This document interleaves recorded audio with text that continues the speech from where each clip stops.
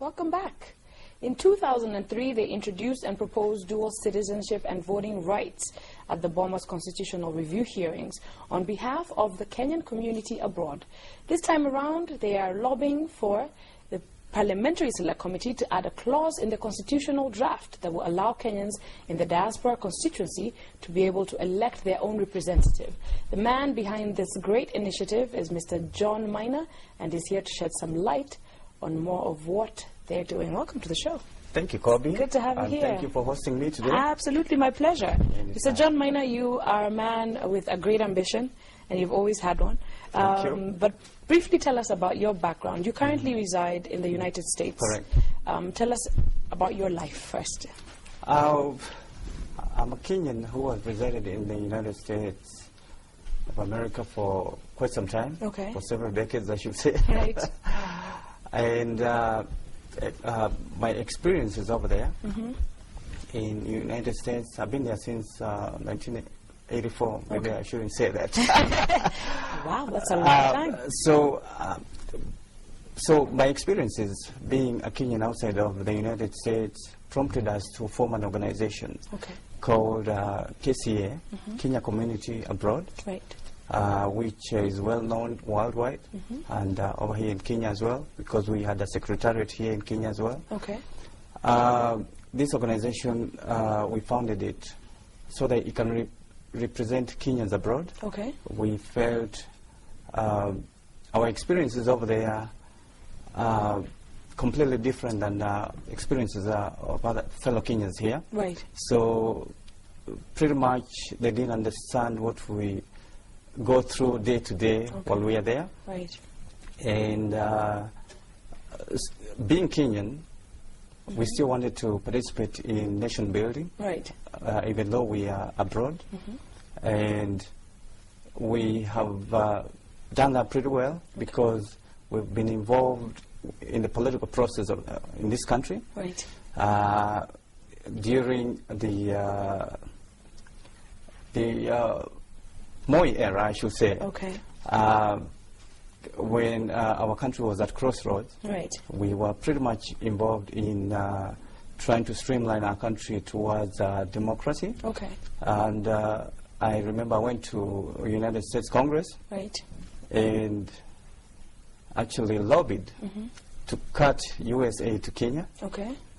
During that period of time. Right. On conditionality that Kenya adopts a more democratic system of government, and that was very successful. And I think that's when we really received a lot of recognition. Right. Because U.S. Congress went ahead and passed it, and U.S. aid to Kenya was immediately terminated. Right.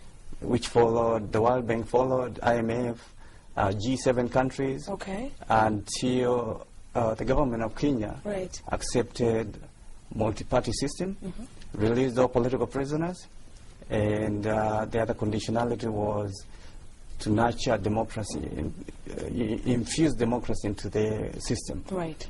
Which was very successful. Absolutely. Yeah. Now, talking about, you having lived there for a while and life for Kenyans abroad, not only in the U.S., but how is life for Kenyans abroad, and how proactive do you think their participation is when it comes to issues that pertain to their country? Because you'll find a lot of Kenyans will, set their sights to go to America, and they never return, and they never really participate, and they never really care about what's going on at home. How proactive do you think Kenyans are when it comes to issues pertaining to what's happening here at home? First of all, I should say Kenyans, although they miles away from Kenya. Right. They are very much involved. Right? There's about 1 million plus Kenyans outside. 1.2 plus estimated 1.2 million Kenyans are outside of Kenya. That's a huge number. We are the biggest constituency per se. Okay. And Kenyans are outside.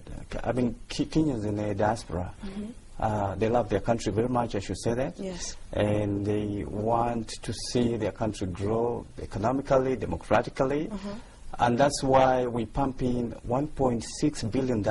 Right. We send $1.6 billion into this economy. Really? Every year. I did not know that. If we didn't care, we wouldn't be spending that kind of money, or wouldn't be dealing with issues of democracy in this country and other initiatives that we have here in the country. Okay. We have HIV/AIDS initiative here in the country. Right.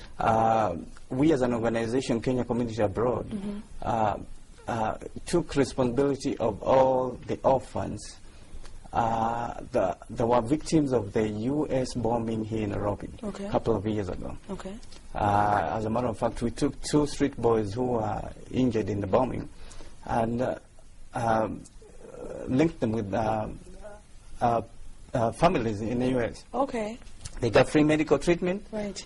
free education, and of course, they are now U.S. residents up to this time. When it comes to participation, though, and clear participation to what the government is doing, to what civil society is doing, to what religious groups are doing, how proactive and how recognized is the Kenyan community, when it comes to those issues? Is KCA largely recognized by the government of Kenya, by civil society groups, and etc.? True, true. Because let me give you a brief background about KCA, Kenya Community Abroad.